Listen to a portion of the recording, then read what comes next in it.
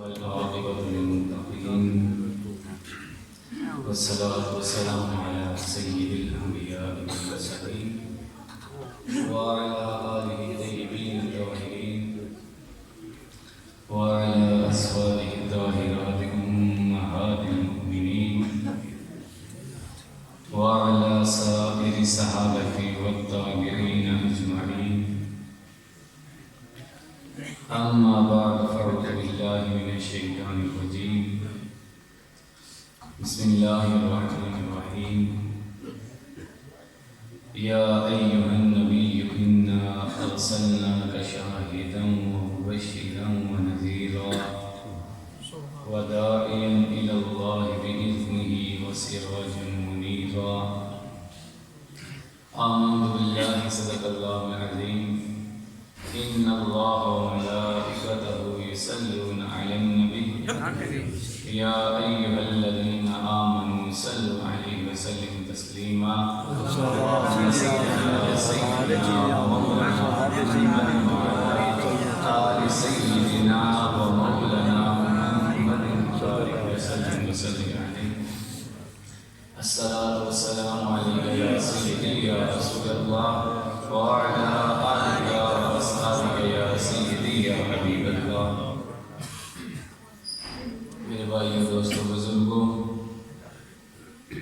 جیسا کہ آپ سب جانتے ہیں کہ آج اللہ رب العزت کے گھر میں بیٹھ کے اس کی بندگی کا نذرانہ پیش کر رہے ہیں، غلامی کا اظہار کر رہے ہیں، اپنی قسمت کو سنوارنے کی کوشش کر رہے ہیں. میرے بھائیوں دوستوں بزرگوں، اللہ رب العزت ہزاروں صفات کو اپنے اندر سموئے ہوئے ہے، لیکن ایک صفت کی مختصر سی چھوٹی سی جلدی پیش کر کے نبی مکرم صلی اللہ علیہ وآلہ وسلم کی بارگاہ میں میں اپنی طرف سے اور آپ کی طرف سے غلامی کا اظہار کرنے کی کوشش کروں گا. ایک بات پہلے عرض کرتا جاؤں، لمبی بات کرنے کا میں بھی عادی نہیں. یہ حافظ صاحب مجھے فرما رہے تھے کہ جتنی دیر آپ کا دل کرے آپ اتنی گفتگو کریں، تو میں پہلے گزارش کر دوں کہ جب تک آپ سنتے رہیں گے میں باتیں کرتا رہوں گا، اور جب مجھے لگے گا کہ آپ کو تھکن ہو رہی ہے پھر میں اپنی بات کو ختم کر دوں گا. یہ اب آپ پہ ہے کہ 2 گھنٹے میری باتیں سنتے ہیں یا 5 منٹ کے بعد مجھے سلام پیش کر کے کہیں گے کہ اجازت ہے. یہ اب آپ دوستوں پہ ہے. میرے بھائیوں، اللہ رب العزت جہاں ہزاروں اربوں صفات پر حاکم ہے اور ہر صفت کو وہ صحیح معنی میں اپنے بندوں کو سمجھاتا ہے، بتاتا ہے، تو ایک اللہ رب العزت کی سب سے بڑی صفت رازق کی ہے، رازق، کہ وہ رزق دینے والا ہے. میں اور آپ صبح اٹھتے ہیں حلال رزق کی تلاش میں، کبھی ادھر بھٹکتے ہیں کبھی ادھر بھٹکتے ہیں، کوشش کرتے رہتے ہیں، اور بعض اوقات رزق کی تلاش میں ہم حرام رزق لے آتے ہیں، مایوس ہو جاتے ہیں، ٹوٹ جاتے ہیں، بگڑ جاتے ہیں، مجبوریوں کے آگے ہم ہار جاتے ہیں. تو وہ رازق کیا کہتا ہے؟ وہ رازق کہتا ہے بندے تو نماز پڑھ کے نا میرے آگے ہاتھ اٹھایا کر، تو جب گھر آئے گا نا تیری ہر مشکل کو میں آسان کر دوں گا. مالک تو کتنا بڑا رازق ہے؟ تو مالک کہتا ہے کہ میں اتنا بڑا رازق ہوں کہ اس محفل سے باہر نکلو گے نا، ایک چھوٹی سی چونٹی ہوگی جس کو میں اور تو رونتے جائیں گے، اور اس چونٹی کا میری اور تیری نظر میں کوئی اہمیت نہیں ہوگی. وہ مالک کہتا ہے کہ پہاڑ کی چوٹی پہ اس چھوٹی سی چونٹی کو میں رزق پہنچا کے بتاتا ہوں میں تو سب سے بڑا رازق ہوں. مالک کتنا بڑا رازق ہے؟ مالک کہتا ہے کہ میں اتنا بڑا رازق ہوں کہ پہلے اپنے نبی جناب یونس کو مچھلی کے پیٹ میں پہنچاتا ہوں، پھر 40 دن تک رزق پہنچا کے میں بتاتا ہوں میں تو سب سے بڑا رازق ہوں.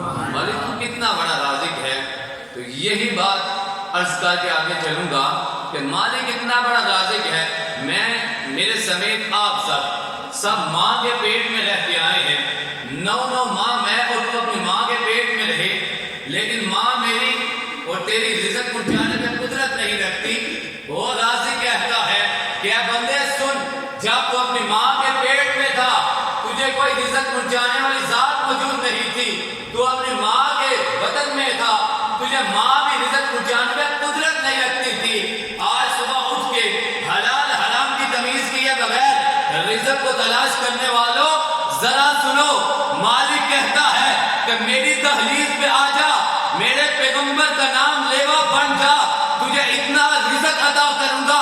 مالک کتنا رزق؟ وہ مالک کہتا ہے کہ جب اپنی ماں کے پیٹ میں تھا تیری ماں رزق پہنچانے میں قدرت نہیں رکھتی تھی، اس وقت بھی میں نے تجھے رزق پہنچا کے بتایا میں تو سب سے بڑا رازق ہوں۔ کہتا آ جا میرے در پہ آ تو صحیح، مانگنا تیرا کام ہے، جھکنا میرا تیرا کام ہے۔ میں ہمیشہ ایک جملہ کہتا ہوں، آج بھی آپ کی نظر کرنا چاہتا ہوں، یار مجھے تجھے مانگنا نہیں آتا لیکن ان کو تو عطا کرنا آتا ہے نا۔ یار مجھے تجھے نہیں نا آتا مانگنا لیکن اس کو تو عطا کرنا آتا ہے نا۔ وہ کہتا آ جا ایک دفعہ گر تو صحیح، ایک آنسو پھینک تو صحیح، تیری پوری زندگی کے گناہ معاف کرنے میں میں قدرت رکھتا ہوں۔ میرے کریم بیٹھے ہوئے تو فرمایا صحابہ آپ کو ایک خوشخبری دوں؟ یا رسول اللہ کیا خوشخبری دیں گے؟ فرمایا کہ جب کوئی انسان گناہ کرتا ہے اور گناہ کرنے کے بعد 200 سال تک بھی گناہ کرتا رہے گا، لیکن 200 سال گناہ کرنے کے بعد اس کا دل مچل جائے گا، وہ بے قرار ہو جائے گا، آنکھوں میں آنسو آ جائیں گے، بدن جو ہے کانپنا شروع ہو جائے گا، کانپنے کے بعد کبھی اس دروازے پہ جاتا ہے کبھی اس دروازے پہ جاتا ہے، سکون میسر نہیں آتا، مسجد کا دروازہ کھولتا ہے، وضو کرتا ہے، وضو کرنے کے بعد 200 سال خدا کو جھٹلانے کے بعد اس کی بارگاہ میں آ ہی جاتا ہے، سجدے میں گر جاتا ہے، ایک آنسو ندامت کا پھینکتا ہے تو سنو اس کے ایک آنسو کے عوض اس کے خدا پوری زندگی کے گناہ معاف کر دیتا ہے۔ میرے بھائیوں، میرے دوستوں، میرے بزرگوں، ہاتھ باندھ کے آپ کا بھائی، آپ کا بیٹا، آپ کا یہ دوست، آپ کا بڑا بھائی التجا کرتا ہے کہ آج پلٹ آؤ، وہ قدرت رکھتا ہے معاف کرنے کی۔ یہ آج جو میں نے اور تو نے اپنے ہاتھوں میں یہ جو قدرت رکھ لی ہے، وہ اچھا وہ برا، اس سے باہر نکلیں تو اس کی بارگاہ میں آتے ہیں۔ میرے بھائیوں، میں نے قرآن مجید کی آیت مبارکہ پڑھنے کا شرف حاصل کیا، یا ایھا النبی انا ارسلناک شاہدا ومبشرا ونذیرا۔ تو اس کی آگے تھوڑی سی وضاحت کرنے کی کوشش کروں گا کہ اس آیت کریمہ میں یا ایھا النبی، نبی کریم صلی اللہ علیہ وآلہ وسلم کا تعارف کروایا جا رہا ہے۔ اب میں آپ سب سے پوچھوں کہ میں ادھر بیٹھا ہوا ہوں، آپ نے میرا تعارف کروانا ہے، یہ حافظ صاحب میرا تعارف کروائیں گے تو یہ نہیں کہیں گے کہ شاہ صاحب بات سنیں، آپ بھوکن شریف سے آئے ہیں، آپ پیر صاحب کے بیٹے ہیں، آپ فلاں ہیں، آپ یہ پڑھتے ہیں۔ ایسے تعارف نہیں کروایا جاتا، بلکہ تعارف ایسے کروایا جاتا ہے کہ یہ کھڑے ہوں گے، آپ کے سامنے کہیں گے یہ آئے ہیں، یہ فلاں جگہ سے، آپ کو مخاطب کر کے کہیں گے۔ اب اللہ رب العزت تعارف کروا رہے ہیں اپنے پیغمبر کا اور مخاطب بھی اپنے نبی کو کر رہے ہیں، تو یہ بات کیا ہے جو میں سمجھا ہوں؟ حقیر سا علم رکھنے کے بعد وہ آپ کی نظر کرنا چاہوں گا اور آپ کی محبتیں سمیٹنا چاہوں گا۔ یا ایھا النبی، یا ایھا الذین بھی آ سکتا تھا، لوگوں کو کہتا سنو لوگوں، یہ میرا پیغمبر ہے، اس کی یہ 5 صفات ہیں جو سب سے بڑی اور افضل ہیں، لیکن کہا یا ایھا النبی۔ اب میرا یہ تعارف آپ کے سامنے رکھیں گے، بعض کو اچھا لگے گا، بعض کو اچھا نہیں لگے گا، کچھ قبول کر لیں گے، کچھ قبول نہیں کریں گے۔ مالک یا ایھا النبی کیوں کہا؟ تو جو میں حقیر سمجھا ہوں آپ کی نظر کرنا چاہوں گا۔ اب جب میرا تعارف کروایا جائے گا، میری کو اچھی چیز آپ کے سامنے رکھی جائے گی، کچھ مان جائیں گے، کچھ چھوڑ دیں گے۔ مالک یا ایھا الذین کہہ دیتا، کچھ لوگ مان جاتے، کچھ چھوڑ دیتے، تو مالک کہتا ہے کہ میرے محبوب کا ذکر اتنا افضل ہے، اتنا اعلیٰ ہے کہ میں دنیا پہ کسی بھی شخص کو نہیں سمجھتا کہ اس کے بلا کے کہوں کہ یہ میرے پیغمبر کا تعارف ہے۔ پیغمبر کو مخاطب کر کے کہا کہ سنو اے میرے پیغمبر، تو جانتا ہے کہ تیرے میں یہ 5 صفات ہیں، اب تیری وجہ سے میں دنیا کو بتا نبی یہ نبی مکرم ہیں۔ میرے دوستو یا ایوہ النبی کا جب ہم ترجمہ کرتے ہیں، بعد میں ترجمہ کیا اور بعد میں چھوڑ دیا، النبی کا ترجمہ یہ بنتا ہے کہ غیب کا علم رکھنے والا نبی وہ ہوتا ہے جو غیب کا علم رکھتا ہے۔ میرے دوستو، میرے بھائیوں، میرے بزرگوں، پہلے ایک بات کلیئر کرتا جاؤں، آج تک 1400-1500 سال گزرنے کے بعد لوگ اس الجھن میں پڑے ہوئے ہیں کہ میلاد کہاں ہے، میلاد منانا چاہیے کہ نہ منانا چاہیے، ذکر کرنا چاہیے یا نہ کرنا چاہیے۔ وقت گزرتا گیا، قرآن کہتا وَرَفَعْنَا لَكَ ذِكْرَكَ، اب اللہ نے جس کا ذکر بلند کیا، میں اور تم کیا ہوتے ہیں کہ اس ذکر کو اور بڑھا سکیں؟ لیکن وقت گزرتا جا رہا ہے، آپ دیکھتے جائیں گے کہ ذکر بلند ہوتا جا رہا ہے۔ تو میں ایک سوال آپ کی محبت کے لیے پیش کرنا چاہتا ہوں، جو یہ کہتے ہیں نا کہ میلاد قرآن سے ثابت کر کے دکھاؤ، آپ کی بھرپور توجہ کے ساتھ ایک جملہ کہنا چاہوں گا کہ میرا یہ سوال ہے کہ میلاد سے پہلے تم قرآن کا وجود ثابت کر کے دکھاؤ۔ نہیں سمجھے؟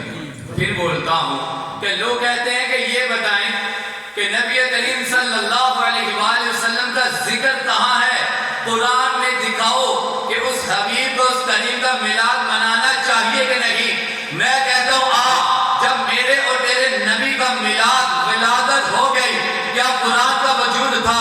وہ کہیں گے کہ نہیں۔ آپ سے پوچھتا ہوں، کیا جو قرآن ہے وہ حضرت موسیٰ پہ نازل ہوا ہے؟ حضرت موسیٰ پہ قرآن نازل ہوا ہے، حضرت عیسیٰ پہ نازل ہوا ہے، جناب یونس پہ نازل ہوا ہے، جناب ابراہیم پہ نازل ہوا ہے؟ تو سب کہیں گے نہیں۔ میں پوچھتا ہوں قرآن کس پہ نازل ہوا؟ آپ کہیں گے کہ پیغمبر اعظم پہ۔ اب میرا سوال یہ بنتا ہے، جب ان کی ولادت ہوتی ہے، میلاد کا مطلب ہوتا ہے ولادت کا جشن منانا، جب آپ کی ولادت ہوئی تو اس وقت قرآن موجود نہیں، ارے تو ابھی تک یہ پوچھتا ہے کہ میلاد کہاں ہے؟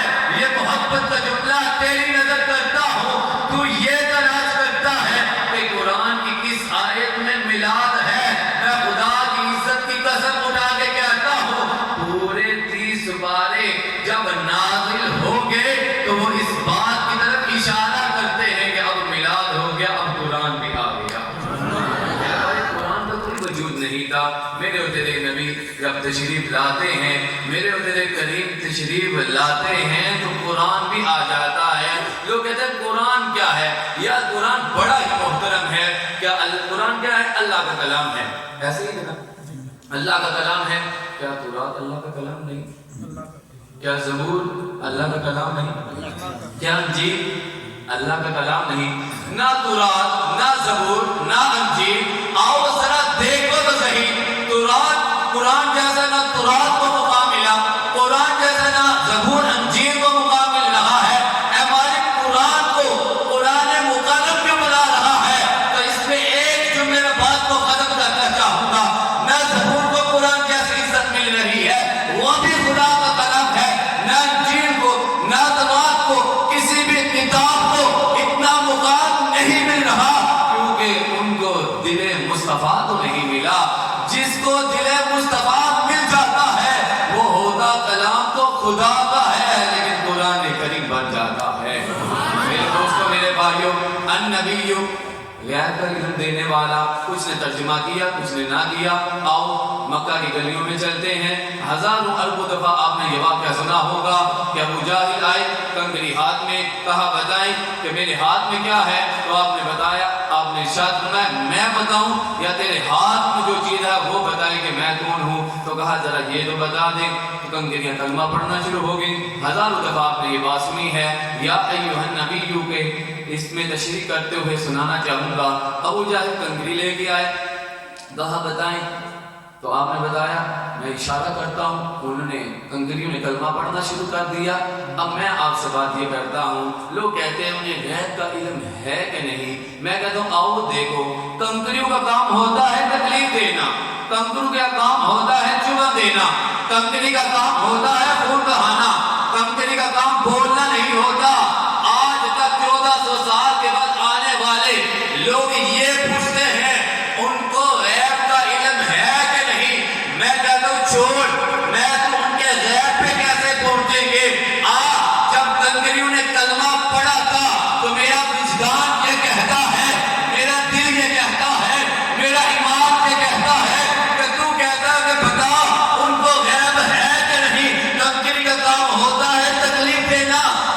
اشارہ ہو گیا، کنکری بھی کلمہ پڑھنے لگی، آج سن ان کو غیب کے علم کے بارے میں تو کیا سمجھے گا، کیا دیکھے گا، کیا پوچھے گا؟ آج جس کی طرف ان کی نظر ہو جاتی ہے خدا اس کو بھی غیب کا علم عطا کر دیتا ہے۔ میرے بھائیوں، جناب عیسیٰ اللہ رب العزت نے سب سے بڑا معجزہ عطا کیا کہ آپ جدھر جاتے مردہ ہوتا، ٹھوکر لگاتے تو وہ زندہ ہو جاتا۔ مردہ یہ ہوتا ہے کہ اس جسم میں زندگی رہی، اب زندگی نکل گئی، روح اور جسم کا تعلق ختم ہو گیا، مردہ بن گیا۔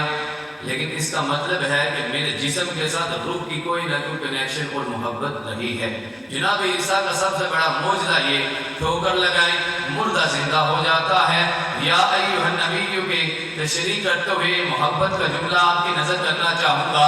یہ جناب عیسیٰ کا معجزہ ہوتا ہے کہ جب ٹھوکر لگاتے ہیں تو مردہ زندہ ہو جاتا ہے۔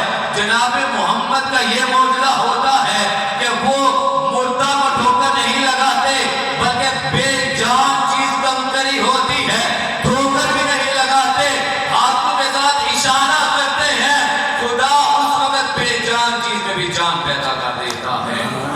ارے یہ جناب محمد کا معجزہ ہے کہ انگلی کے ساتھ اشارہ کرے تو خدا بے جان چیز میں بھی جان پیدا کر دیتا ہے۔ تو میرے بھائیوں، لوگ کہتے ہیں کہ محبت اس سے کرنی چاہیے جو سب سے زیادہ حسین ہو، اور یہی دعویٰ ہماری دنیا کا چلتا ہے۔ تو آؤ مدینہ کی گلیوں میں تجھے لے کے جاتا ہوں، میرے اور تیرے قریب اونٹ ایک لینے کے لیے تشریف لے جاتے ہیں، اونٹ کو دیکھا پسند آ گیا، میرے تیرے قریب فرماتے ہیں ادھر ایک غلام موجود تھا، فرمایا ادھر آؤ یہ اونٹ لے کے جانا چاہتا ہوں۔ اس نے کہا ٹھیک ہے آپ اونٹ لے جائیں۔ ایسے چہرے کو دیکھ رہا ہے، مگن ہو جاتا ہے، دیوانہ بن جاتا ہے، مستانہ بن جاتا ہے۔ یہ دنیا کا اصول ہے کہ محبت اس سے کرو جو سب سے زیادہ حسین ہے، یا جس سے محبت ہو جاتی ہے وہ حسین ہوتا ہے۔ آؤ ذرا دیکھو تو صحیح، میرے اور تیرے کریم نے ایسے اونٹ پہ ہاتھ رکھا، فرمایا یہ اونٹ لے کے جانا چاہتا ہوں۔ عرض کرتا ہے لے جائیں۔ آپ نے فرمایا کل آؤں گا اس کی رقم ادا کر دوں گا۔ اس نے عرض کی ٹھیک ہے آپ تشریف لے جائیں۔ اب میرے اور تیرے نبی کا وہ نہ نام جانتا ہے نہ یہ پتا ہے کہ کدھر سے آئے ہیں، لیکن صرف نورانی چہرہ دیکھ کے مستانہ بن جاتا ہے۔ تھوڑی دیر گزرتی ہے، اس ریوڑ کا مالک آ جاتا ہے، مالک آ کے کہتا ہے کہ بتا اونٹ کدھر گیا ہے؟ کہتا ہے ایک شخص آیا تھا وہ لے گیا۔ کہتا ہے اچھا پیسے دکھاؤ۔ اس نے کہا پیسے پاس نہیں۔ کہا پیسے کیوں نہیں؟ کہا وہ کہتے تھے کل آؤں گا تو دے جاؤں گا۔ کہا یہ کون سی بات ہوئی؟ وہ آئے اور تو نے دے دیا؟ ایسے تو نہیں ہوتا، کوئی ضامن رکھا ہے؟ ادھر بیٹھے ہوئے کہ میرے تاجر بھائی کو جانتے ہیں کہ جب کوئی چیز دینی ہو تو کوئی ضامن رکھ دیتے ہیں۔ اس نے کہا ضامن بھی نہیں ہے۔ میرے تیرے اس بندے نے کہا کہ اچھا تو کیا وہ کل شخص آئے گا؟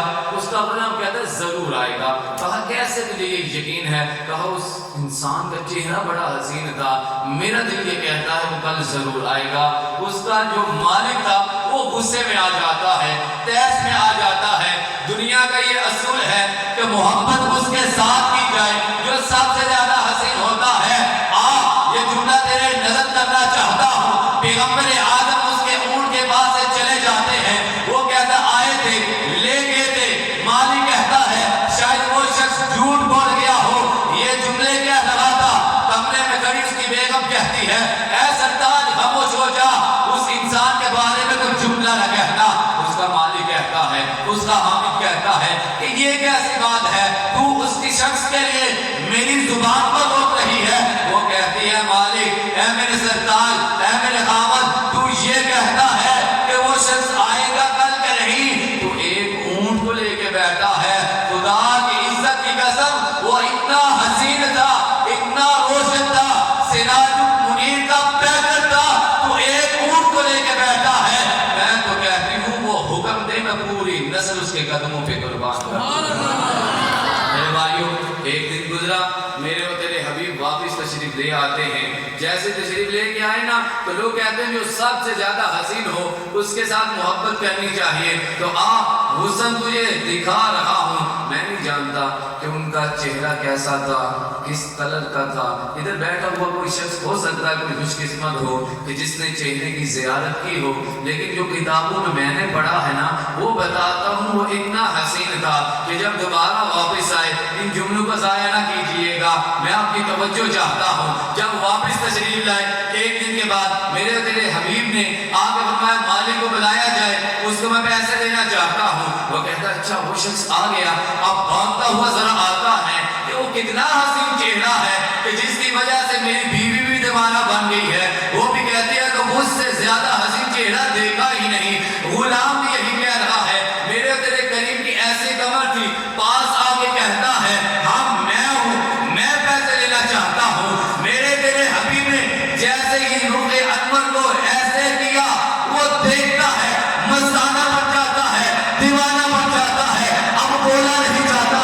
میرے اور تیرے کریم ارشاد فرماتے ہیں ہاں بتاؤ کتنے پیسے ہیں؟ وہ کہتا ہے کون سے پیسے؟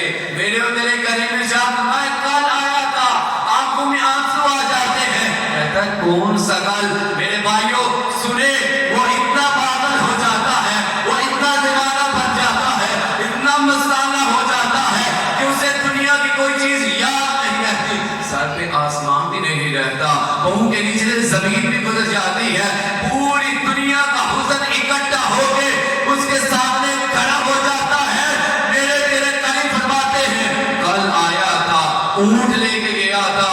وہ کہتا ہے نہ کل یاد ہے نہ اونٹ یاد ہے، بس ایک چیز چاہتا ہوں۔ میرے تیرے حبیب نے فرمایا بتاؤ کیا چاہتے ہو؟ کہتا ہے قدموں میں گرنا چاہتا ہوں، قدم گرے میں عطا کر دوں۔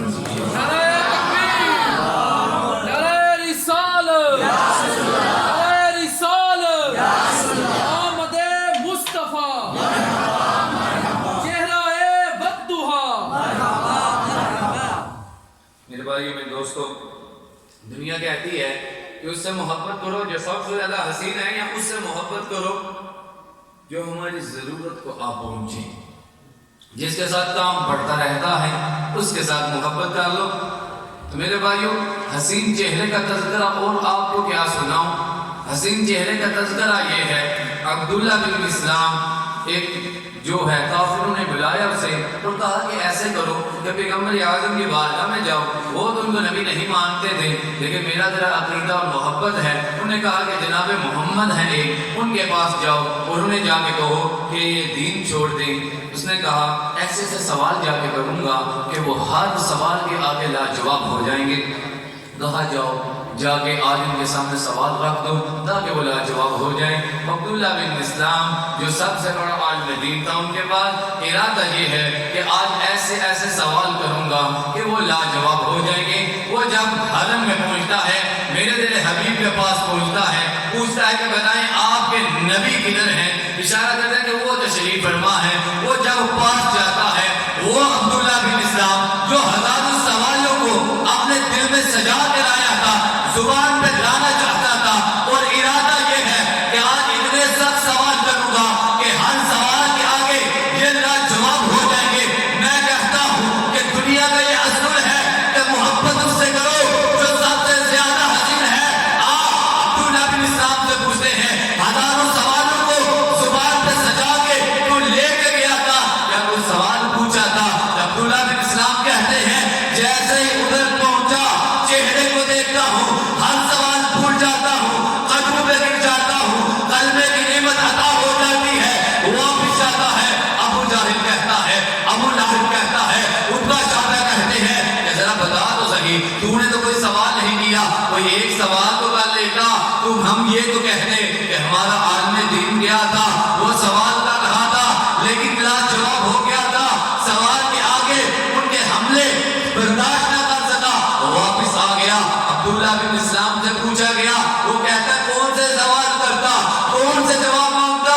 جب ان کا چہرہ دیکھا دنیا کی ہر چیز ہی بھول جاتا۔ تو شاید اس لیے تو کہتا ہے نور کی خیرات ملتی ہے انہی کے نور سے، نور کی خیرات ملتی ہے انہی کے نور سے، چاند سورج ایک طرف اور ان کا چہرہ ایک طرف۔